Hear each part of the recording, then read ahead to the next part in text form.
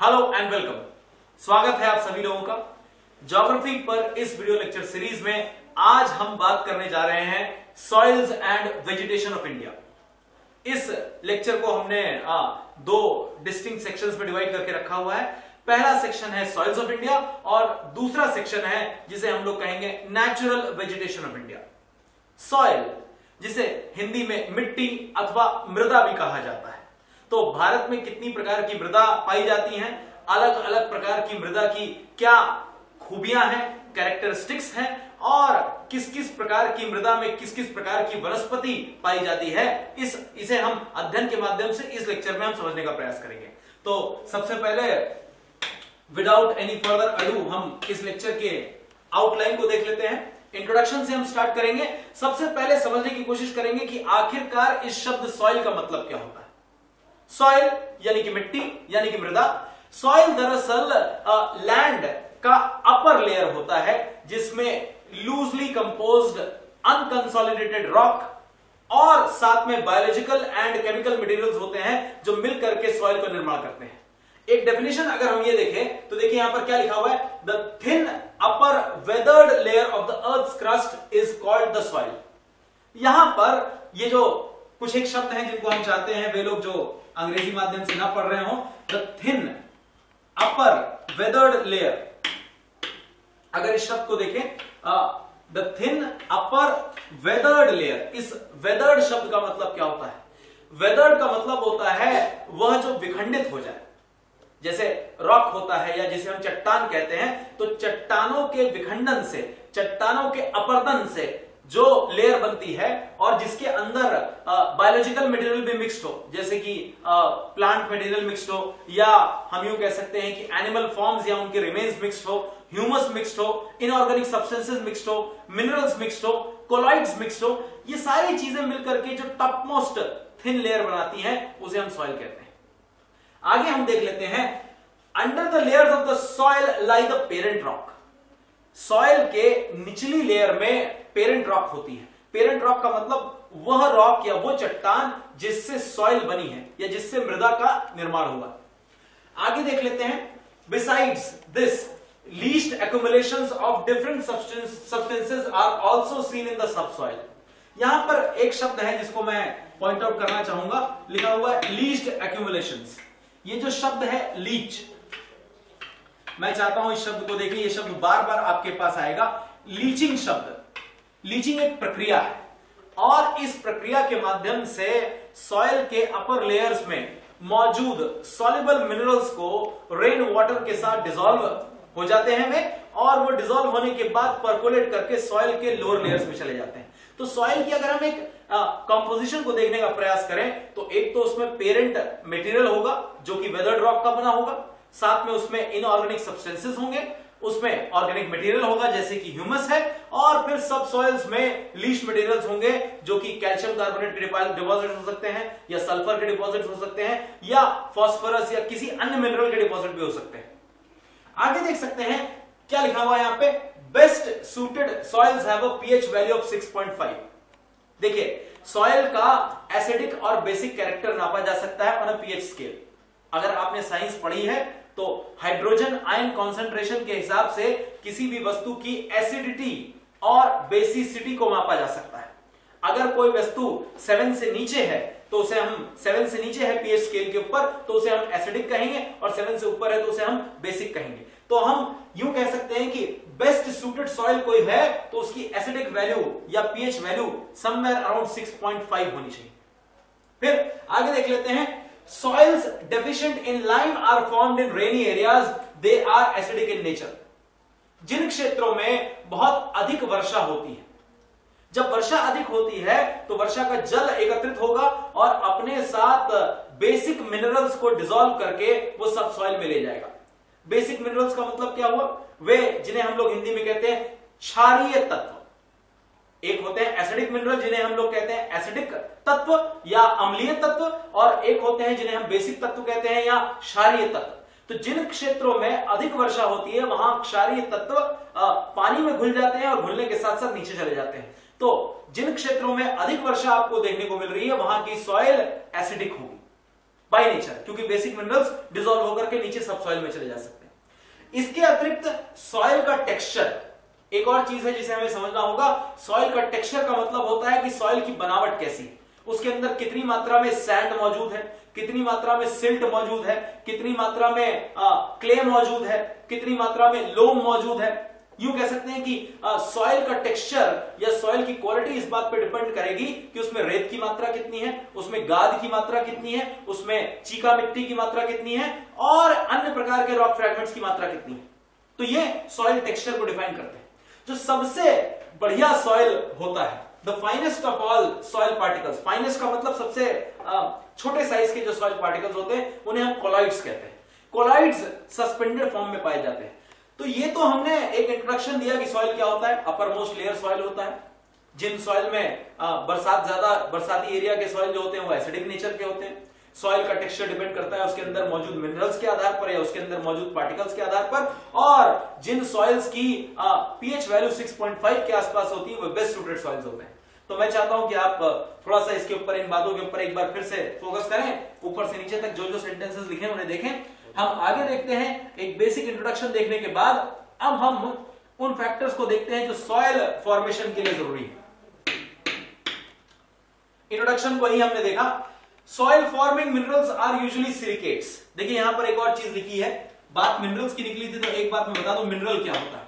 Mineral यानी कि खनिज, और सबसे इंपॉर्टेंट सॉइल फॉर्मिंग मिनरल होता है जिसे हम लोग कहते हैं सिलिकेट। सिलिकेट दरअसल ऐसे मिनरल्स होते हैं जिनमें सिलिकॉन और ऑक्सीजन के कॉम्बिनेशन से सिलिकॉन ऑक्साइड या सिलिकॉन डाइऑक्साइड के कंटेंट मौजूद होते हैं।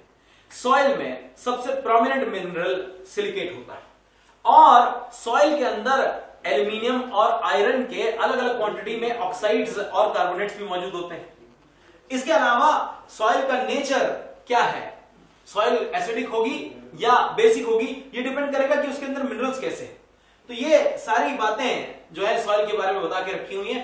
एक और चीज है जो यहां पर मैं सॉइल के बारे में बताना चाहूंगा। देखिए लास्ट लाइन में लिखा हुआ है ह्यूमस।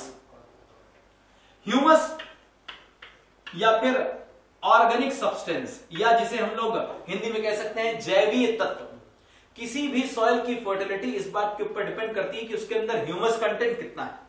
ह्यूमस का निर्माण कैसे होता है? ह्यूमस का निर्माण तब होता है जब प्लांट मटेरियल सॉइल के ऊपर आता है, उसके ऊपर माइक्रो ऑर्गेनिजम्स और बाकी किस्म के ऑर्गेनिजम्स एक्ट करते हैं, और एक लूजली लेयर बनता है, लूज लेयर बन जाता है जो कि रिच इन मिनरल्स होता है, रिच इन कोलॉइड्स होता है, और उसकी प्रेजेंस की वजह से सॉइल की फर्टिलिटी बहुत ज्यादा बढ़ जाती है।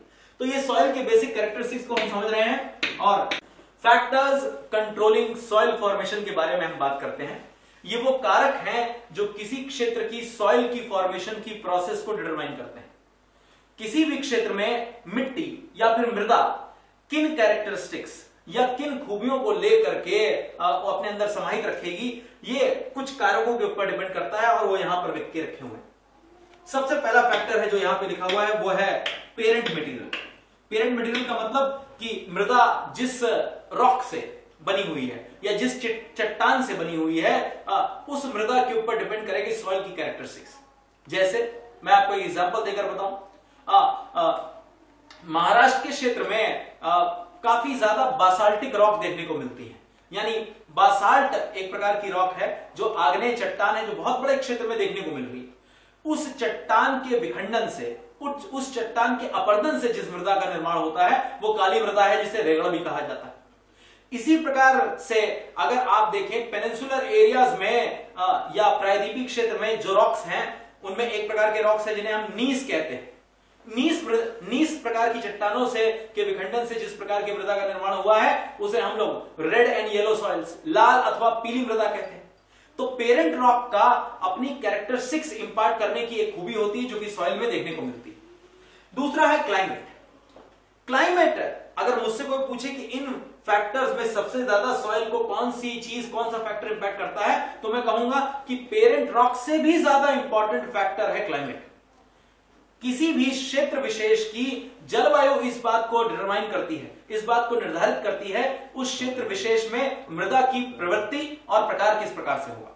उसकी बेसिक प्रकृति को डिटरमाइन करने का काम क्लाइमेट करती है। एक ही प्रकार का रॉक टाइप अलग अलग क्लाइमेट में अलग अलग प्रकार के सॉइल टाइप को जन्म देता है। यानी एक प्रकार की चट्टान अलग अलग प्रकार की जलवायु में अलग अलग प्रकार की मृदा को जन्म देती है। तीसरा है ऑर्गेनिजम्स। जिस चट्टान के ऊपर या जिस मृदा के ऊपर ऑर्गेनिजम्स या फिर हम यूं कह सकते हैं कि जैव कारक या फिर हम यूं कह सकते हैं कि बायोलॉजिकल एलिमेंट्स एक्ट करते हैं, उस प्रकार की सॉइल में ह्यूमस की अधिकता अधिक होती है और उस प्रकार की सॉइल रिच भी बहुत होती है। उसमें डीप होराइजन्स देखने को मिलते हैं, कई सारे लेयरिंग देखने को मिलती है। नेक्स्ट है टोपोग्राफी।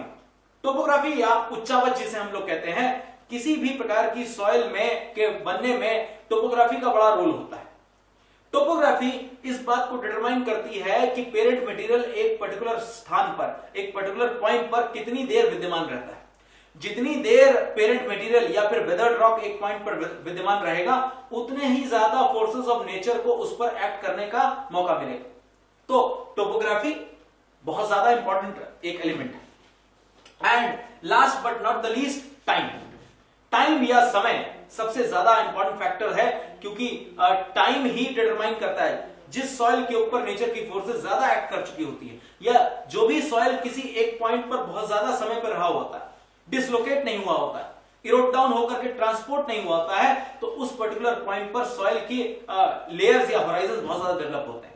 तो इन सारे फैक्टर्स के बारे में हमने बात कर ली है और नीचे हमने खास तौर पे लिख दिया, climate is the most important soil forming factor that controls soil formation. Climate वो सबसे ज्यादा जरूरी फैक्टर है, जलवायु वो सबसे ज्यादा जरूरी तत्व है जिससे मृदा निर्माण के ऊपर सबसे ज्यादा प्रभाव देखने को मिलता है। अब आगे देख लेते हैं, हमने फैक्टर समझ लिए, तो आगे हम बात करेंगे किन किन चीजों के बारे में बात करेंगे। एक आउटलाइन कर लेते हैं सॉइल्स के बारे में। भारत में एक संस्थान है, Indian council of agricultural research, ICAR, और उसने भारत की मृदा को 8 कैटेगरीज में डिवाइड किया है। उन कैटेगरीज के ऊपर हम बात कर लेते हैं, उनसे रिलेटेड क्वेश्चंस आते हैं। वो मृदा की कैरेक्टरिस्टिक्स क्या होती हैं, सॉइल की प्रॉपर्टीज क्या होती हैं, और सॉइल किन किन क्षेत्रों में पाई जाती हैं, और उनके अंदर एलिमेंट्स कौन कौन से हैं, ये सारों के बारे में हम बात कर लेते हैं। सबसे पहली कैटेगरी है जिसे हम लोग कहेंगे अलुवियल सॉइल्स। ये जो शब्द है अलुवियल, ये अलुवियल का निर्माण जो हुआ है एलुवियम से हुआ है। इसे हिंदी में हम लोग कहते हैं जलोढ़ मृदा, जलोढ़ मृदा, जलोढ़ मिट्टी या जलोढ़ मृदा जिसे हम लोग कहते हैं, इसका निर्माण एलुवियम से हुआ है या जलोढ़ से हुआ है। पहले तो प्रश्न उठता है जलोढ़ क्या चीज है। देखिए, नदियां आमतौर पे नदियों का उद्गम पहाड़ी क्षेत्रों में होता है, और जब वे पहाड़ी क्षेत्र में होती हैं तो वहां पर अधिक ढलान होने की वजह से उनमें गतिज ऊर्जा की मात्रा यानी काइनेटिक एनर्जी की अवेलेबिलिटी बहुत ज्यादा होती है। इस एक्स्ट्रा काइनेटिक एनर्जी की वजह से उनकी इरोजन एंड कैरिंग कैपेसिटी बहुत ज्यादा होती, यानी उनकी अपर्दन करने की क्षमता एवं अपने साथ सब्सटेंसेस को ढो के लाने की क्षमता अधिक होती है। वही सब्सटेंसेस जो ट्रांसपोर्ट करके ला करके प्लेन एरियाज में डिपॉजिट कर दिए जाते हैं, उन्हीं को हम लोग अलुवियम कहते हैं या जलोढ़ कहते हैं या फिर अवसाद भी कहते हैं, सेडिमेंट भी कहते हैं। तो एलुवियल सॉइल वो सॉइल्स हैं जिनका निर्माण हुआ है नदियों द्वारा लाए गए जलोढ़ के द्वारा। भारत में गंगा का मैदान हो अथवा हम यूं कह सकते हैं तटवर्ती क्षेत्र हो, इन दोनों क्षेत्रों में आपको जलोढ़ मृदा बहुतायत मात्रा में देखने को मिलेगी। भारत के बारे में कहा जा सकता है कि भारत में यहां पर लिया हुआ है कि भारत के 40% क्षेत्र अथवा 15 लाख स्क्वायर किलोमीटर क्षेत्रफल के ऊपर अलुवियल सॉइल्स देखने को मिलेगी। अलुवियल सॉइल्स का निर्माण कैसे हुआ, हमने अभी बताया कि नदियों द्वारा लाए गए अवसाद के निक्षेपण से हुआ है। भारत में जो उत्तरी मैदान है उसका निर्माण हुआ है सिंधु नदी, गंगा नदी एवं ब्रह्मपुत्र नदी तथा इन नदियों की सहायक नदियों द्वारा किए जाने वाले अपर्दन क्रिया तथा यूं कह सकते हैं कि डिपोजिशनल एक्टिविटी या यूं कह सकते हैं कि निक्षेपण क्रिया द्वारा इस मृदा का निर्माण हुआ है। और ये पूरे के पूरा बहुत बड़ा क्षेत्र है जहां पे अलुवियल सॉइल्स देखने को मिलेगी। अलुवियल सॉइल्स की क्वालिटी इस बात पे डिपेंड करती है कि उसमें कितनी मात्रा में सैंड अवेलेबल है, कितनी मात्रा में क्ले अवेलेबल है, कितनी मात्रा में सिल्ट अवेलेबल है, यानी कि रेत, गाद एवं चीका की मात्रा के ऊपर डिपेंड करता है कि सॉइल का टेक्सचर क्या होगा। फिर इन सॉइल्स के बारे में कुछ एक बातें हम और बता देते हैं। एलुवियल सॉइल्स को हम 2 कैटेगरीज में डिवाइड कर सकते हैं। यहां पर लिख रखा है एक कैटेगरी जिसे हम लोग कहते हैं खादर, स्थानीय भाषा में खादर कहा जाता है, और दूसरी कैटेगरी है जिसे हम लोग कहते हैं बांगर। खादर एवं बांगर ये दो शब्द हैं जो स्थानीय भाषा में एलुवियम सॉइल को दिए जाते हैं, एलुवियल सॉइल या जलोढ़ मृदा को दिए जाते हैं। जब कभी भी नदियों में बाढ़ आती है तो बाढ़ के साथ वह अवसाद को अपने तटबंधों के परे निक्षेपित करती है। तो जो नवीन जलोढ़ होता है, न्यू एलुवियम होता है, हाल के वर्षों में आया हुआ एलुवियम होता है, उसे हम लोग खादर कहते हैं। और जो पुराना जलोढ़ होता है या पुरातन जलोढ़ होता है उसे हम लोग बांगर कहते हैं। इस सॉइल की खास बात यह होती है कि इसमें कई एलिमेंट्स होते हैं, जैसे कि पोटाश बहुत भारी मात्रा में होता है, फॉस्फोरिक एसिड बहुत भारी मात्रा में होता है, लाइम अथवा चूना बहुत भारी मात्रा में होता है, कार्बनिक एसिड बहुत भारी मात्रा में होता है, लेकिन नाइट्रोजन एवं ह्यूमस की कमी होती है। और शायद इसी वजह से आप देख सकते हैं कि उत्तर के मैदानी क्षेत्रों में हमको नाइट्रोजन उपलब्ध कराने के लिए यूरिया खाद का प्रयोग करना पड़ता है। आप लोगों ने अगर उत्तर के क्षेत्र में अगर आप निवासित कर रहे हैं, if you are a resident of northern areas, you might have heard that urea is used in significant quantities to provide for this lack in nitrogen. Humus की कमी होती है क्योंकि इस क्षेत्र में प्लांट मटेरियल बहुत कम है और ह्यूमस वहीं पे बनता है जहां पे प्लांट मटेरियल बहुत ज्यादा होता है, तो ऑर्गेनिक सब्सटेंसेस भी कम है। कुल मिलाकर के अपने टेक्सचर और वाटर रिटेंशन कैपेसिटी की वजह से ये काफी फर्टाइल सॉइल है और इसकी वजह से नॉर्दर्न बेल्ट में एक बहुत बड़ी पॉपुलेशन को सपोर्ट करने का काम करती है। This soil forms the granary of India. ये भारत का, यूं कह सकते हैं कि भारत का खलिहान है, यहीं से भारत का पेट भरा जाता है इस सॉइल के दम पे। आगे देख सकते हैं इस सॉइल में, अगर आप देखें यहां पे लिखा हुआ है लास्ट लाइन में, at times limestone beds called kankar also exist in the subsoil. कई बार ऐसा होता है इस मृदा में कि ऊपर के क्षेत्र से चूना पानी में घुल घुल करके नीचे वाले क्षेत्र में जाकर के डिपॉजिट हो जाता है और सॉइल में निचली स्तरों पर आपको चूने की परतें देखने को मिलती हैं। इन्हें स्थानीय भाषा में हम लोग कहते हैं कांकर की परत। तो ये तीन शब्द, खादर क्या है, बांगर क्या है, कांकर क्या है, और इस सॉइल को कौन कौन से क्षेत्र में पाई जाती है और इस सॉइल में क्या मौजूद है और क्या मौजूद नहीं है, ये सारी चीजें आपके लिए अन्वेषण का विषय हो सकती हैं, प्रश्न पूछे जा सकते हैं इसके ऊपर, इन पर ध्यान देते रहिए। आगे हम बढ़ाते हैं अपने इस प्रेजेंटेशन को, देख सकते हैं सेकंड कैटेगरी ऑफ सॉइल है जिसे हम लोग ब्लैक सॉइल, काली मृदा कहेंगे। ब्लैक सॉइल का निर्माण पहले तो देख लेते हैं किन किन क्षेत्रों में पाई जाती है। ब्लैक सॉइल भारत में सेंट्रल इंडिया और नॉर्थ वेस्ट इंडिया के बहुत बड़े भूभाग में काली मृदा देखने को मिलती है। दक्कन का पठार, मालवा का पठार, बुंदेलखंड का कुछ इलाका, साथ में गुजरात का एक बहुत बड़ा इलाका, इन सब क्षेत्रों में आपको काली मृदा देखने को मिलेगी। काली मृदा के निर्माण में जो मूलभूत फैक्टर है वो है बसाल्टिक रॉक। अगर हम पृथ्वी के कालक्रम को देखें, if we look at the entire geological history of the earth, there has been a period named as the cretaceous period. पृथ्वी के भूगर्भिक इतिहास में क्रिटेशियस युग नाम का एक युग रहा है जिसमें संपूर्ण पृथ्वी की सतह पर भारी मात्रा में ज्वालामुखी उद्गार देखने को मिले, यानी एक्सटेंसिव वॉल्केनिक एक्टिविटी देखने को मिली।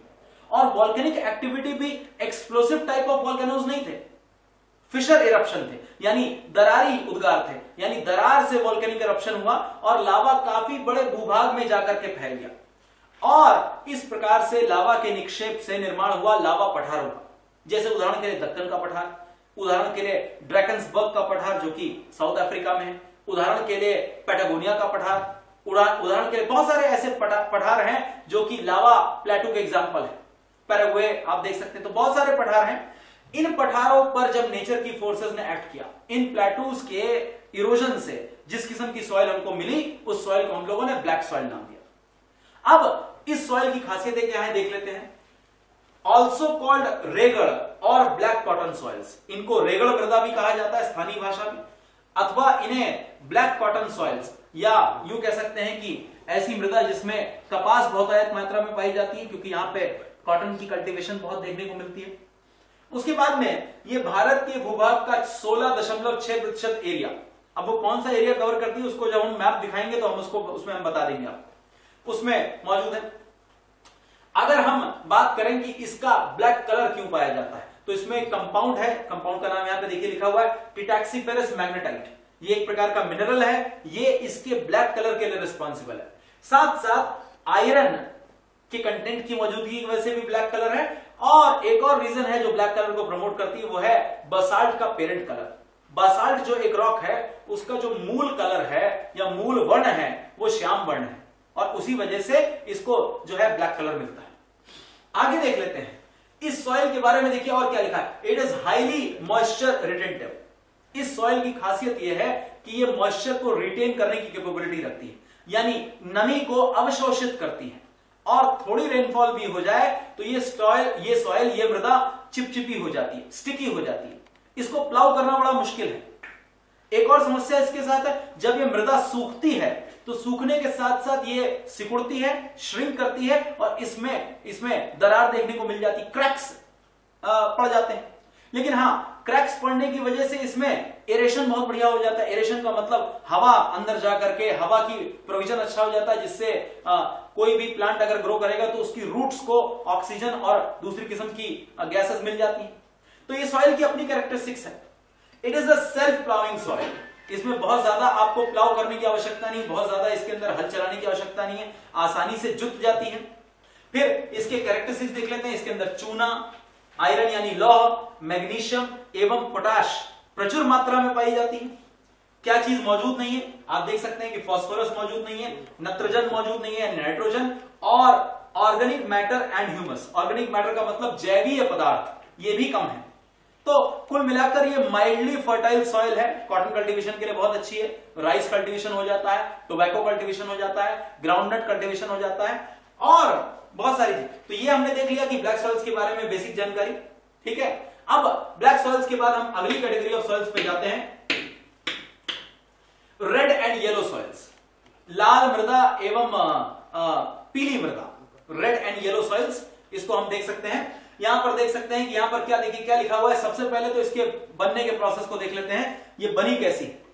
इसको हम पढ़ते हैं, जो पहली लाइन लिखी हुई अगर आप पढ़ें, it has been formed due to weathering of ancient crystalline metamorphic rocks. इसका निर्माण हुआ है वेदरिंग के द्वारा। वेदरिंग का मतलब होता है अपर्दन, और किसका अपर्दन, एंशिएंट यानी अत्यधिक पुरातन, क्रिस्टलाइन, क्रिस्टलाइन का मतलब वो जिसमें क्रिस्टल्स मौजूद हो, मेटामॉर्फिक रॉक्स, मेटामॉर्फिक रॉक का मतलब हुआ कायांतरित या रूपांतरित शैल। मैंने जब फिजिकल ज्योग्राफी पढ़ाई थी तो उसमें हमने आपको मेटामॉर्फिक रॉक्स के बारे में बताया था। मेटामॉर्फिक रॉक्स के एग्जांपल अगर आप देख सकते हैं तो उसमें मार्बल है, स्लेट है, नीस है, शीस्ट है।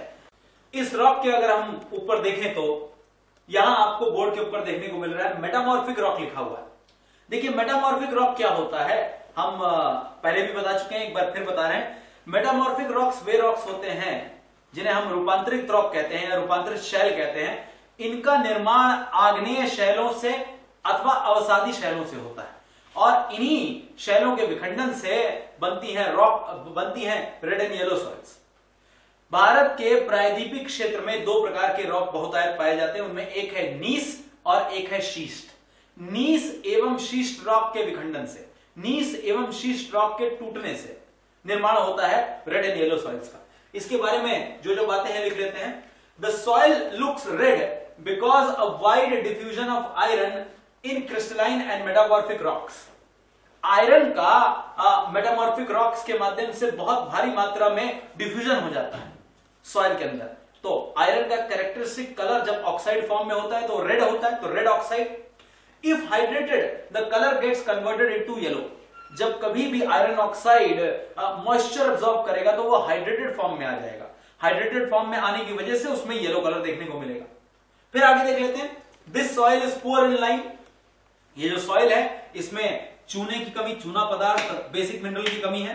उसके अलावा मैग्नीशिया बहुत कम है, फॉस्फेटिक नाइट्रोजन भी कम है, परंतु इसमें पोटाश की मात्रा बहुत अधिक होती है। पोटाश की मात्रा जो है पर्याप्त मात्रा में होती है। ये एलिमेंट इसमें ठीक होता है, एक अच्छी बात है। ये this soil lies on the periphery of the peninsular Plato.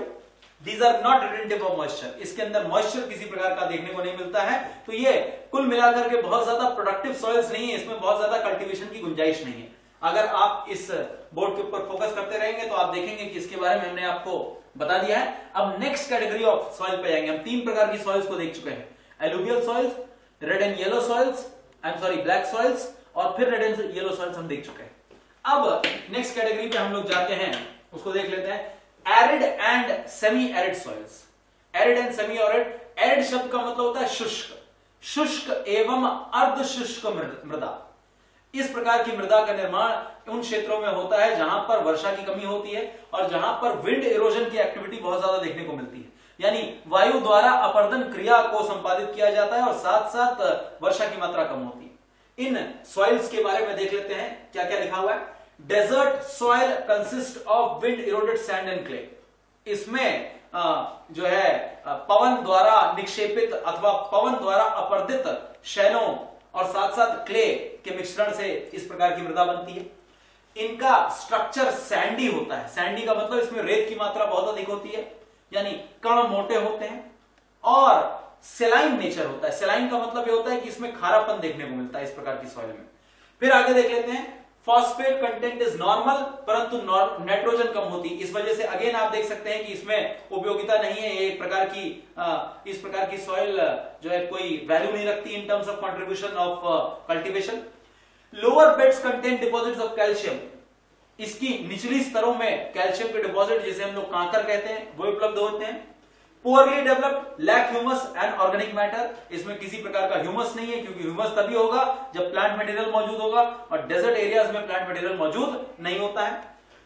Next category, जो पांचवी सॉइल आ रही है, उसे सेलाइन अथवा एल्कलाइन सॉइल कहते हैं। सेलाइन यानी खारी मृदा और एल्कलाइन का मतलब होता है क्षारीय मृदा। खारी एवं क्षारीय मृदा, इसको अलग अलग क्षेत्रों में अलग अलग नाम से जाना जाता है। जैसे कहीं पर इसे रेह कहते हैं, कहीं पर इसे ऊसर कहते हैं, कहीं पर इसे कालर कहते हैं। कई जगह पे इसके अलग अलग नाम हैं इस प्रकार की मृदा के। और इस प्रकार की मृदा जो है कोई उपयोगिता नहीं होती है उसकी, उसको रिक्लेम किया जा रहा है आजकल। जिप्सम खाद डाल करके इस प्रकार की मृदा को आप दोबारा फर्टाइल बना सकते हैं और कुछ मात्रा में इससे उपज ले सकते हैं। नेक्स्ट कैटेगरी ऑफ सॉइल, जो छठी कैटेगरी है, उसे हम लैटराइट मृदा कहते हैं। लैटराइट मृदा का निर्माण एक प्रक्रिया द्वारा होता है जिसे हम लोग कहते हैं लैटराइजेशन या लैटरीकरण। लैटराइजेशन क्या होता है? देखिए, जिन क्षेत्रों में बहुत अधिक रेनफॉल होती है वहां पर क्या होता है कि पानी बहुत अधिक होने की वजह से एल्कलाइन मिनरल या बेसिक मिनरल्स डिसॉल्व हो जाते हैं और वो सब सॉइल में चले जाते हैं। नतीजतन एक ऐसी सॉइल जन्म लेती है जिसमें बहुत ज्यादा एल्कलाइन मिनरल्स या बेसिक मिनरल्स मौजूद ना हो। ऐसी मृदा को हम लोग कहते हैं लैटराइट सॉइल। और ये जो प्रोसेस है उसे हम लैटराइजेशन कहते हैं या फिर लीचिंग कहते हैं। देख लेते हैं क्या लिखा हुआ है। Are formed in the areas of high temperature and heavy rainfall with alternate wet and dry periods. जब कभी भी रेनफॉल हो रही हो और ऐसी रेनफॉल हो रही हो जहां एक बार रेनफॉल हुआ और फिर काफी मात्रा में हम देख सकते हैं कि ड्राई पीरियड देखने को मिला, तो वेट एंड ड्राई पीरियड जब देखने को मिल रहा है तो ऐसे में आपको इस प्रकार की सॉइल देखने को मिलती है। These are formed as a product of intense leaching. This causes lime and silica to be leached away and soils rich in iron oxide and aluminium are left behind. Laterite मृदा में iron oxide एवं aluminium oxide काफी भारी मात्रा में होती है क्योंकि बाकी सारी चीजें लीच डाउन हो जाती हैं। It is poor in organic matter, nitrogen, phosphate, calcium, ये सब लीच डाउन हो जाता है। लैटराइट्स of higher areas are generally more acidic than those of low-lying areas. These are widely cut as bricks for used in construction. इस मृदा का सबसे बढ़िया प्रयोग होता है ईंटों के बनाने में, क्योंकि ये मृदा जो है इरोजन की एक बहुत ही लेटर स्टेज को रिप्रेजेंट करती है। ये फाइनली ब्रोकन डाउन होती है, ये एंड प्रोडक्ट ऑफ इरोजन होती है, इस वजह से इसमें फर्दर डिसइंटीग्रेशन की गुंजाइश नहीं होती है। तो ये जो मृदा है ये एक प्रकार से ब्रिक निर्माण के लिए, ईंटों के निर्माण के लिए बहुत बढ़िया होती है। आगे देख लेते हैं लैटरेटिक सॉइल्स के बाद में इसके बारे में कुछ एक जानकारी और थी। दीज आर इनफर्टाइल, बिल्कुल इनफर्टाइल है, इसमें नाइट्रोजन और कैल्शियम मौजूद नहीं रहता है। अब नेक्स्ट प्रकार की सॉइल है जिसे हम लोग पीटी एंड मार्शी सॉइल कहते हैं। दलदली मृदा जो दलदली क्षेत्र में पाई जाती है, इस प्रकार की मृदा वहां पाई जाएगी जहां बहुत अधिक रेनफॉल और हाई ह्यूमिडिटी होगी। इसमें ह्यूमस की मात्रा बहुत अच्छी होती है, लेकिन इस ह्यूमस की मात्रा तो बहुत अच्छी होती है जिससे ऑर्गेनिक मटेरियल तो बहुत बढ़िया होता है, लेकिन पानी अधिक होने की वजह से सॉइल का एरेशन बहुत खराब होता है। अगेन इसमें किसी प्रकार की कल्टीवेशन की गुंजाइश नहीं है, क्योंकि अगर आप इसमें क्रॉप उगाने की कोशिश करेंगे तो उसकी जड़ें सड़ जाएंगी। ये ब्लैक टेक्सचर और बहुत हेवी सॉइल्स होती है। नेक्स्ट कैटेगरी पे हम आ जाते हैं जो माउंटेन सॉइल है। पहले तो हम इस मैप को देख लेते हैं। देखिए यहाँ पे 1 2 3 4 5 6 करके हमने 6 प्रकार की सॉइल्स आपको यहाँ पे दिखाई है। ये पहले प्रकार की सॉइल यहां पर आप हरे में देख रहे हैं, ये माउंटेनियस सॉइल है जिसके बारे में भी हम आपको बताएंगे, पर्वतीय मृदा। दूसरी प्रकार की सॉइल जो आप देख सकते हैं कि यहाँ ये लाइट येलो या ब्राउन कलर में है, इसे हम एलुवियल सॉइल कहेंगे यानी जलोढ़ मृदा। तीसरी प्रकार की सॉइल जिसे हम रेड एंड येलो सॉइल कहेंगे, ये इधर यहाँ पर ब्लैक कलर में दिखाया गया, रेड में नहीं दिखाया गया क्योंकि ये बैकग्राउंड इसका रेड था। चौथी प्रकार की सॉइल है ब्लैक सॉइल है, आप देख सकते हैं दक्कन का पठार एवं गुजरात में कवर्ड है। फिर डेजर्ट सॉइल आप देख सकते हैं, यहां पर ये राजस्थान का क्षेत्र दिखाया गया है। और लैटराइट सॉइल, लैटराइट सॉइल जगह जगह पर काला रंग जो है कई जगहों पर यहां पर कई जगहों पर प्रयोग किया गया है लैटराइट सॉइल दिखाने के लिए। तो ये एक अप्रोक्सीमेट मैप है, आपकी बुक में आपके नोट्स में भी आपको सॉइल्स का मैप आप कंपेयर कर सकते हैं, इसे थोड़ा सा आप देखने का प्रयास करेंगे। ज्यादातर एग्जामिनेशन में आपको इस रीजन ब्लैक सॉइल का region and red and yellow soil का रीजन पहचानने को आता है। ठीक है, हम आगे देख लेते हैं सॉइल के प्रकार को। अभी हमारे पास एक कैटेगरी और है, forest and mountain soils. Forest and mountain soil वहां पर पाई जाती है जहां पर्वतीय क्षेत्र होते हैं और वहां पर आपको फॉरेस्ट बहुत देखने को मिलती है। इस प्रकार की सॉइल पुअरली डेवलप्ड होती है क्योंकि सॉइल को डेवलप करने के लिए जो प्लेन टोपोग्राफी चाहिए होती है वो मौजूद नहीं होती। साथ साथ इस प्रकार की सॉइल में एसिडिक नेचर देखने को मिलता है क्योंकि यहां पर हम देख सकते हैं कि एक ऐसी प्रक्रिया होती है कि लगातार लिटर गिरता रहता है और उसकी डिसइंटीग्रेशन से ह्यूमस और एसिडिक सॉइल्स मिलती है। आप देख सकते हैं यहां पर क्या लिखा है, these are heterogeneous in nature and their character changes with parent rocks, ground configuration and climate. इनमें ह्यूमस तो अच्छा होता है, अभी हमने बताया क्योंकि लगातार फॉरेस्ट से आपको प्लांट मटेरियल मिल रहा होता है, ह्यूमस बहुत अच्छा होता है, परंतु पोटैश कम होता है, फॉस्फोरस कम होता है, लाइम कम होता है।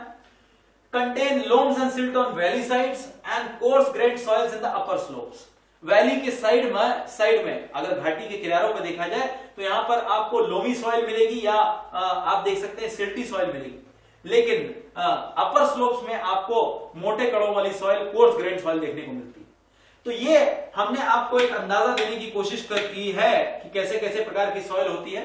अब हम देखते हैं कि सॉइल के साथ एक और चीज होती है, जुड़ी हुई है, जिसे हम लोग कहते हैं सॉइल इरोजन।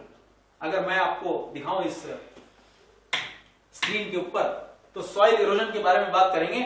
सॉइल इरोजन या मृदा अपरदन जिसे कहते हैं। देखिए, मृदा का एक सिस्टमैटिक तरीके से, सॉइल का एक सिस्टमैटिक तरीके से अपने पेरेंट स्थान से छोड़ करके रीलोकेट हो जाना ही इरोजन कहलाता है। और इरोजन के लिए नेचर की फोर्सेस हैं, जैसे विंड है, वाटर है, ग्लेशियर है, ये सारे फोर्सेस हैं जो रिस्पॉन्सिबल है। सॉइल को बाइंड करने का काम वेजिटेशन करती है। वेजिटेशन यानी जिसे हम लोग वनस्पति कहते हैं। वनस्पति जिन क्षेत्रों में विद्यमान रहती है वहां पर मृदा अपरदन देखने को नहीं मिलता है। तो मृदा अपरदन के लिए सबसे ज्यादा उत्तरदायी जो कारक है वो है वनस्पति विहीन क्षेत्र या मानव द्वारा अपनी गतिविधियों से वनस्पति को नष्ट करना और मृदा में एक प्रकार की वीकनेस देखने को मिलना।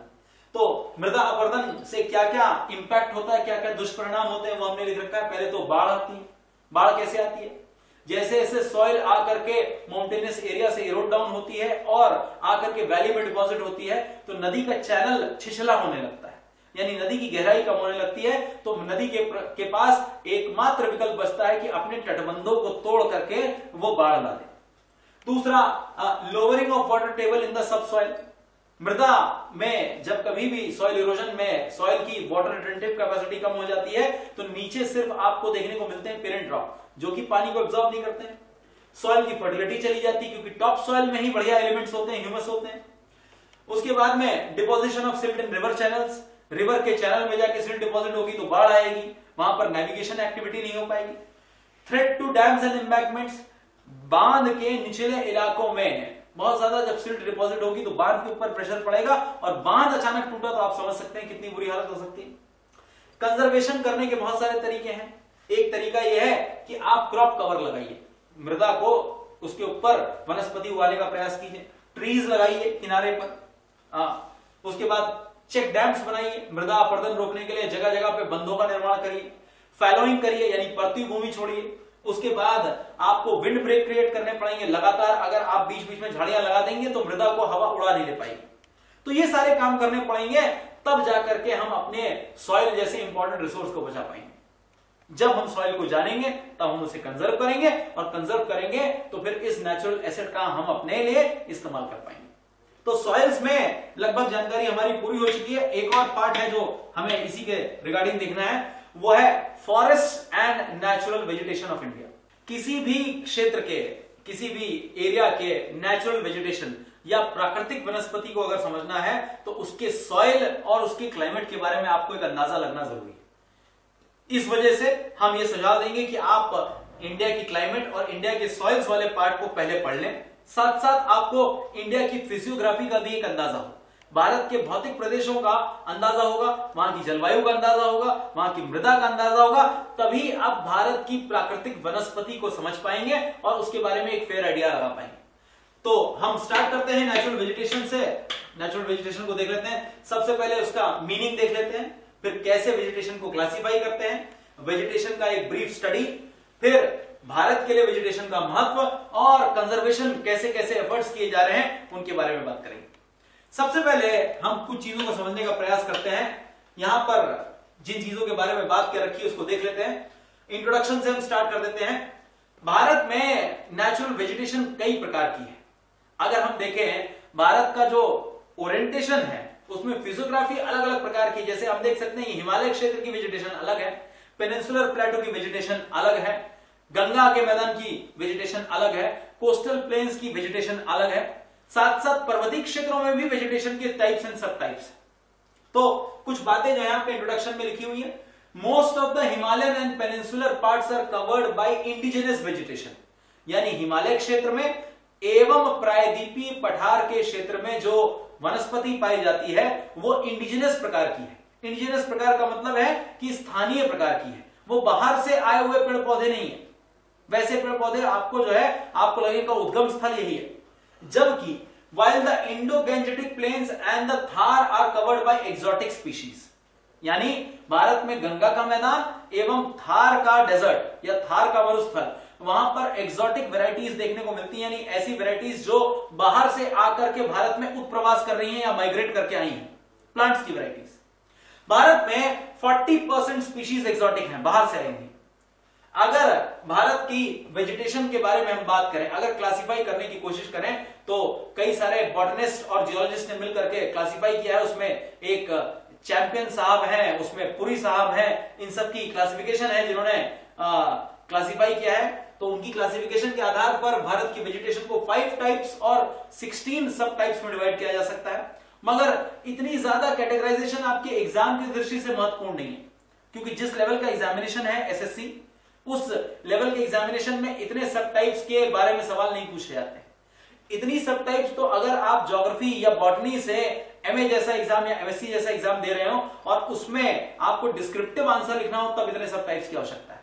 तो हमने अपनी सुविधा के लिए एक छोटा क्लासिफिकेशन लिया है, कुछ बुनियादी वेजिटेशन को समझने का प्रयास किया है, तो उसी को देखने का कोशिश करते हैं। हम चाहते हैं कि आप स्क्रीन के ऊपर फोकस करें। देख सकते हैं कि यहां क्लासिफिकेशन का एक सिंपल सब टाइप हमने बता रखा है। पहले तो डिटेल हमने टाइप बता रखा है। देख सकते हैं कि पहला टाइप है मॉइस्ट ट्रॉपिकल, उसमें tropical wet evergreen, tropical moist semi evergreen, tropical moist deciduous, tidal forest, dry deciduous. ये बहुत लंबी क्लासिफिकेशन है, 16 सब टाइप्स है जिसको हम देख सकते हैं।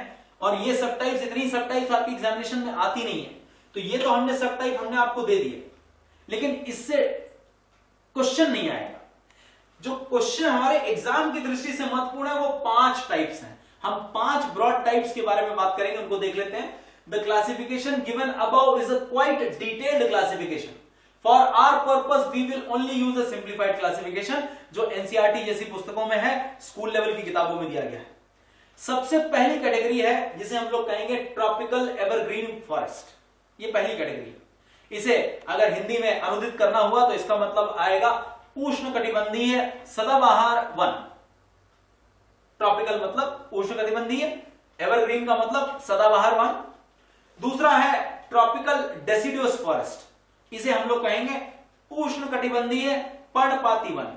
डेसिडियस का मतलब होता है पर्णपाती। तीसरा है थॉर्नी बुशेस यानी कटीली झाड़ियां।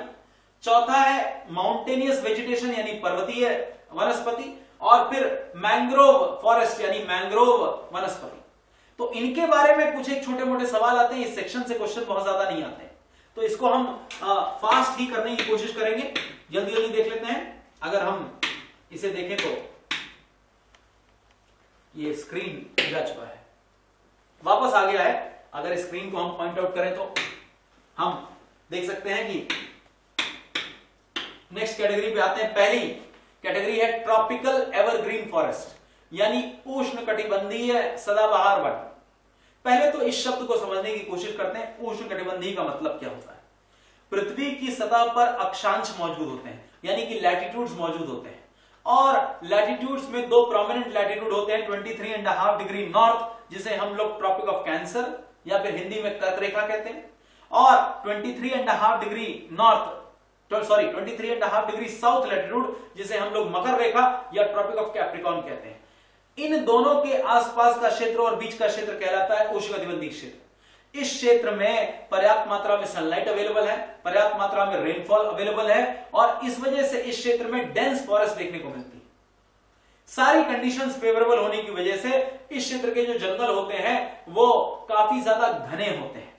यहां की जो वनस्पति होती है उसमें म्यूचुअल कंपटीशन होता है संसाधनों को लेकर के, और पेड़ काफी ऊंचे उगते हैं। सनलाइट की तलाश में पेड़ इतने ऊंचे उगते हैं कि पेड़ों की पत्तियों के द्वारा ऊपर एक कैनोपी का निर्माण कर दिया जाता है, और उस कैनोपी में कई चरण होते हैं। निचला इलाका एकदम अंधियाला होता है, यानी फॉरेस्ट के अंदर अगर आप नीचे के स्तरों पर विद्यमान रहेंगे तो आपको सनलाइट नहीं देखने को मिलेगी।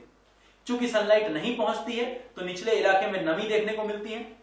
इस पूरे इलाके में पेड़ों की जो पत्तियां लगातार झड़ती रहती हैं, वे पत्तियां जमीन पर गिर करके नेचुरल फर्टिलाइजर या नेचुरल खाद का काम करती हैं। यहां पर वेजिटेशन में कई प्रकार की लताएं, बेलें, एपिफाइट्स देखने को मिलते हैं, और बहुत सारे प्रकार के वाइड वैरायटी ऑफ एनिमल्स और ऑर्गेनिज्म इन फॉरेस्ट में देखने को मिलते हैं। तो इन फॉरेस्ट की हम पहले कैरेक्टरिस्टिक देख लेते हैं। क्या लिखा हुआ है? These are found in areas of heavy rainfall. Heavy rainfall मतलब कितनी रेनफॉल? 200 सेंटीमीटर से अधिक रेनफॉल। 150 से तो ऊपर होना ही चाहिए। 200 से ऊपर है तो एवरग्रीन, 150 से 200 के बीच में तो सेमी एवरग्रीन। दूसरी बात, these always appear green because leaves do not shed all together by all trees। इनको हम सदाबहार वन क्यों कहते हैं? ऐसा नहीं है कि यहां पत्तियां नहीं झड़ती हैं, पत्तियां झड़ती हैं इन वनों में भी, किंतु इन वनों में भी पत्तियां झड़ती इस प्रकार से हैं कि सभी पादप एक साथ पत्तियां नहीं झड़ाते हैं।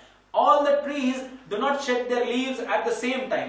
Therefore, at any instant of the year, you will not find trees completely devoid of leaves।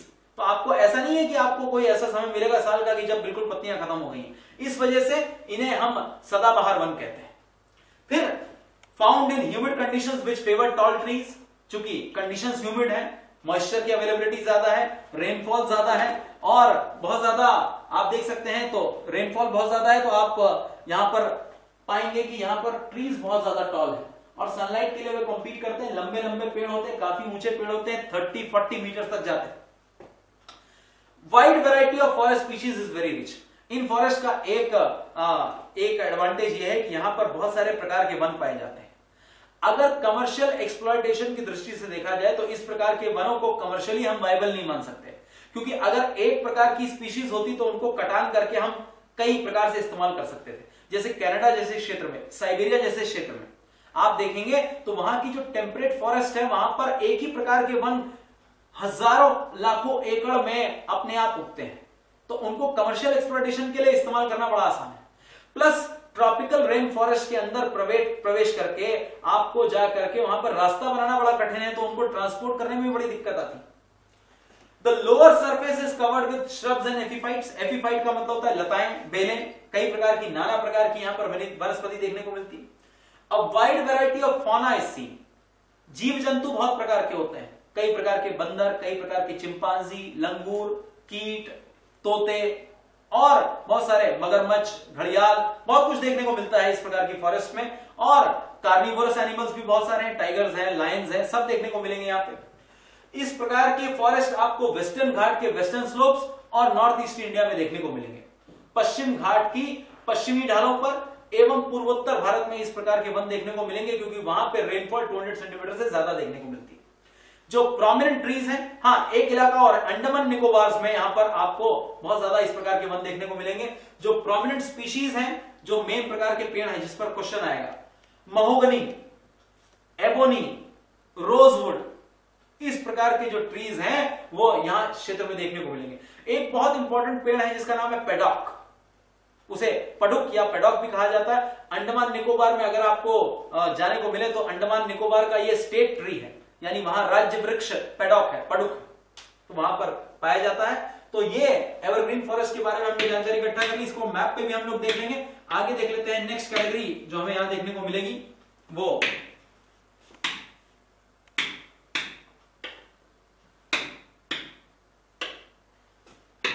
Board में एक प्रॉब्लम है, अगर हम उस प्रॉब्लम को इरेडिकेट कर पाए। Yes, second category of forest है जिसे हम लोग कहेंगे ट्रॉपिकल डेसिडुअस फॉरेस्ट। ये जो वन है ये भारत की दृष्टि से बहुत महत्वपूर्ण वन है। डेसिडुअस का मतलब होता है पर्णपाती। पर्णपाती का मतलब होता है कि वे पेड़ जो अपने पत्तों को शट डाउन करते हैं, अपनी पत्तियां उनकी झड़ जाती हैं, और कम से कम साल में, वर्ष में एक पीरियड ऐसा होता है जब पूरा का पूरा जो वन होता है वो हजारों एकड़ के एरिया में ऐसा लगता है कि बिल्कुल पत्ता विहीन हो गया, क्योंकि पेड़ सारे एक साथ अपनी लीव्स को शेड करते हैं, इसीलिए इनको डेसिडुअस कहते हैं। ये जो वन है ये पाए जाते हैं उन क्षेत्रों में जहां रेनफॉल है 100 से लेकर के 200 सेंटीमीटर के बीच में, 100 से 200 सेंटीमीटर के वर्षा के बीच में पाए जाने वाले वन है। भारत के ज्यादातर फॉरेस्ट इसी प्रकार के हैं। इन फॉरेस्ट को मानसून फॉरेस्ट भी कहते हैं। मानसून जलवायु में पाए जाने वाले फॉरेस्ट कौन से? Monsoon forest. जो मेन प्रकार के वन है जो इसमें देखने को मिलते हैं उनमें शीशम है, टीक है, साल है, नीम है, इस प्रकार के आपको यहां देखने को मिलेंगे। ये पूरे के पूरे जो वन है बहुत सारे क्षेत्रों में पाए जाते हैं, जैसे उड़ीसा के क्षेत्र में, सह्याद्री या पश्चिमी घाट के क्षेत्र में, छोटा नागपुर, एमपी और शिवालिक के पास एक पतली सी पट्टी में पाए जाने वाले वन है। तो ये वन हमने देख लिया, tropical deciduous forest second category है। इसको अगर हम आगे मूव करें तो थर्ड कैटेगरी, पीछे लाए हम, अगर थर्ड कैटेगरी है तो हम देख सकते हैं कि यहां पे थर्ड कैटेगरी है टाइडल फॉरेस्ट। टाइडल फॉरेस्ट या ज्वारीय वन जिसे हम लोग कहेंगे, उन क्षेत्रों में पाए जाते हैं जहां पर ज्वार आता है, समुद्री किनारों में जहां पर ज्वार आता है। इन फॉरेस्ट को, ये ट्रॉपिकल एरियाज की स्पेशलाइज्ड ट्रीज हैं। इन पेड़ों की खास बात ये होती है कि ये जो पेड़ होते हैं, अगर हम इनको देखें, इन पेड़ों के बारे में हम खास बात देख सकते हैं कि ये जो पेड़ है, इन पेड़ों को हम देखें तो अगर इनकी बात करेंगे तो ये सॉल्ट वाटर में भी पाए जाते हैं और फ्रेश वाटर में भी पाए जाते हैं, यानी खारे पानी में भी पाए जाएंगे और साफ पानी में भी देखने को मिलेंगे। ये भारत के सभी डेल्टा के क्षेत्रों में, जैसे गंगा नदी के डेल्टा, महानदी के डेल्टा, कृष्णा के डेल्टा, कावेरी के डेल्टा, उन सब क्षेत्रों में ज्वारीय वन देखने को मिलेंगे। वेस्ट कोस्ट पर मैंग्रोव फॉरेस्ट, या इन्हें मैंग्रोव नाम भी दिया जाता है। मैंग्रोव एक खास प्रकार की वनस्पति है। इन पेड़ों की खास बात यह होती है कि ये सैलिनिटी को सह कर सकते हैं, यानी क्षार को, या फिर हम कह सकते हैं कि लवणता को ये अपने आप समाहित कर सकते हैं। सलाइन एरियाज में सर्वाइव कर सकते हैं, दलदली क्षेत्रों में सर्वाइव कर सकते हैं। इनमें खास बात ये होती है कि इनमें स्टिल्ट रूट्स देखने को मिलती है। अगर मैं यहां पे देखूं, इन पेड़ों में स्टिल्ट रूट्स देखने को मिलती हैं। अगर मैं पेड़ का एक अप्रोक्सीमेट डायग्राम आपके सामने बनाऊं कि इन पेड़ों में जड़ें ऊपर से निकल करके, पेड़ के ऊपर से काफी मात्रा में पेड़ के यानी सतह के ऊपर से जड़ देखने को मिलती है, स्टिल्ट रूट्स कहते हैं इन्हें।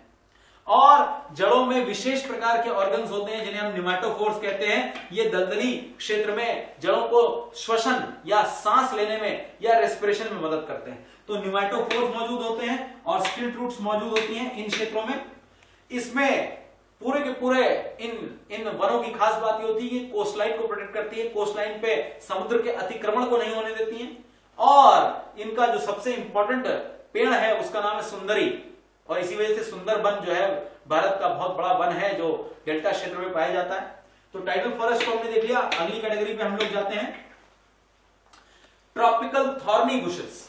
थॉर्नी बुशेस का मतलब होता है कटीली झाड़ियां।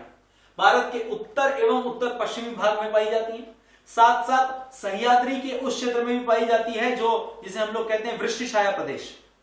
सह्याद्री या फिर पश्चिमी घाट का एक पार्ट है जहां पर वर्षा अधिक पाई जाती है, जो पार्ट मानसून विंड्स को फेस करता है। जो उसका लीवर्ड साइड है या वृष्टिछाया प्रदेश है, वहां पर कटीली झाड़ियां देखने को मिलती हैं। बहुत सारे बायोटिक फैक्टर्स हैं जो कटीली झाड़ियों के रिस्पॉन्सिबल है। कई बार डेसिडुअस फॉरेस्ट में अत्यधिक कटान और अत्यधिक चराई की वजह से, चराई का मतलब पशुओं द्वारा चरने की वजह से फॉरेस्ट कन्वर्ट हो जाती है झाड़ियों में। इन क्षेत्रों में कई प्रकार की एकेशिया, जिसे हम लोग कहते हैं नागफनी के या कैक्टस हम कह सकते हैं, नीम, शीशम, बेर, बैम्बू, बहुत सारी यहां वैरायटीज देखने को मिलती है। कई प्रकार के यहाँ रेंगने वाले जीव देखने को मिलते हैं, लिजर्ड है, सांप है। तो पूरा का पूरा क्षेत्र है राजस्थान का नॉर्थ वेस्टर्न पार्ट है, यहाँ थॉर्नी बुशेस देखने को मिलेंगी। अगली कैटेगरी हम देख लेते हैं। यहीं पर अगर हम देखें तो ये फिर चला गया है। ये आपके सामने एक मैप है जहां हमने नेचुरल वेजिटेशन दिखाया। यहां आप देख सकते हैं ट्रॉपिकल वेट एवरग्रीन, ये वो जोन है वेस्टर्न घाट का, और ये नॉर्थ ईस्ट इंडिया का, जहां पे ट्रॉपिकल वेट एवरग्रीन देखने को मिलेगी। दूसरा है ट्रॉपिकल सेमी एवरग्रीन, इससे बिल्कुल साइड में लगी हुई पट्टी है जो आप देख सकते हैं, ट्रॉपिकल सेमी एवरग्रीन है। ट्रॉपिकल ड्राई डेसिडियस, ये पूरा जोन है जो ड्राई डेसिडियस है। Thorn forest, tropical thorn forest यहां पर देखने को मिलेगी। उसके बाद में हिमालय में आपको वेट टेम्परेट और ड्राई टेम्परेट दो देखने को मिलेगी हिमालय मृदा में, तो हिमालयी मृदा यहां पर देखने को मिलेगी। तो ये जो पार्ट्स हैं जो आपको फॉरेस्ट की जो देखने को लगातार आपको मिल रही है, इनकी स्पीशीज को हम देखते रहेंगे, उसको हम आगे बढ़ाते हैं। देखिए माउंटेनियस वेजिटेशन है जो यहां पे देखने को मिलती है। माउंटेन एरिया में कई प्रकार की माउंटेनियस वेजिटेशन देखने को मिलती है। एक तो वेजिटेशन जो दक्षिण भारत के हिल में देखने को मिलती है, दक्षिण भारत की पहाड़ियों में देखने को मिलती है, और दूसरी है जो हिमालय क्षेत्र की पहाड़ियों में देखने को मिलती है। अगर हम दक्षिण भारत की पहाड़ियों को देखें तो 1500 मीटर की ऊंचाई तक नीलगिरी एवं पालनी पहाड़ियों में एक खास प्रकार की वेजिटेशन हमको देखने को मिलती है। इसमें डेंस फॉरेस्ट है जो काफी शॉर्ट हाइट के ट्रीज यहां देखने को मिलती हैं। इस प्रकार के वन को हम लोग कहते हैं शोला वन। शोला बहुत ही एंशिएंट फॉरेस्ट है जिसका बहुत बुरी तरह से डिस्ट्रक्शन हो रहा है। तो आपसे कोई पूछे शोला वन कहां पाए जाते हैं, तो आप कहेंगे कि दक्षिण भारत के नीलगिरी एवं अन्नामलाई एवं पालनी हिल्स में पाए जाते हैं। यहां पर जो विशेष प्रकार की जो स्पीशीज हैं उनमें एग्जांपल है मंगोलिया है, रोडोडेंड्रॉन है, लॉरेल है, ये विशेष प्रकार की स्पीशीज है यहां देखने को मिलती है। यहीं पर हम माउंटेनियस वेजिटेशन को आगे देखें तो हमको एक प्रकार की वेजिटेशन और देखने को मिलेगी जो हिमालय के आधार पर है। हिमालय में जो माउंटेनियस वेजिटेशन है उसकी वैरायटी ऊंचाई के आधार पर बढ़ती है। निचले जोन में आपको टेम्परेट फॉरेस्ट देखने को मिलेगी जो ब्रॉड लीव्ड होंगी, जहां पर पत्तियां बहुत चौड़ी होंगी, और जैसे जैसे आप फॉरेस्ट में ऊपर जाते हैं तो पत्तियों का आकार जो है पॉइंटेड होने लगता है, क्योंकि वहां पर आपको हिमस्खलन और बर्फबारी से बचाने के लिए पत्तियां अगर बहुत ज्यादा चौड़ी होंगी तो वो सर्वाइव नहीं कर पाएगा पेड़, तो पत्तियों को स्लांटिंग होना पड़ता है। खास प्रकार की पत्तियां होती है, इन्हें कोनिफर्स कहते हैं, कोन यहां पर उपलब्ध होते हैं। तो इन पेड़ों में खास प्रकार के पेड़ हैं जिनमें देवदार है, पाइन है, चीड़ है, सिल्वर फर है, और बहुत सारे प्रकार की अंडरग्रोथ देखने को मिलती है। ओक है, रोडोडेंड्रॉन है, बैम्बू आपको देखने को मिलेगा यानी बांस। तो बहुत सारी फॉरेस्ट है जो आपको हिमालय के क्षेत्र में देखने को मिलेगी। तो ये फॉरेस्ट के बारे में हमने एक खास जानकारी दी। अब एल्पाइन फॉरेस्ट उन जगह पे देखने को मिलेगी जहां पर बर्फीले क्षेत्र में 6100 मीटर के ऊपर तो कुछ भी नहीं होता है। उससे थोड़ा सा नीचे एल्पाइन जोन में आपको स्क्रब देखने को मिलेगा, छोटे छोटे वनस्पति देखने को मिलेगी। ये एक प्रकार की जीरोफाइटिक वेजिटेशन है। जीरोफाइटिक का मतलब ऐसी वेजिटेशन जो बिल्कुल ऐसे एरियाज में हो जहां पे वाटर को कंजर्व करना हो। इसमें एग्जांपल हम देख सकते हैं, सिल्वर फर है, पाइन है, जुनिपर है, रोडोडेंड्रॉन है, और इस प्रकार की कई सारी वनस्पतियां हैं जो यहां देखने को मिलती है। तो लगभग हमने भारत की फॉरेस्ट के बारे में एक जानकारी रख ली है। भारत के लिए फॉरेस्ट कवर बहुत जरूरी है।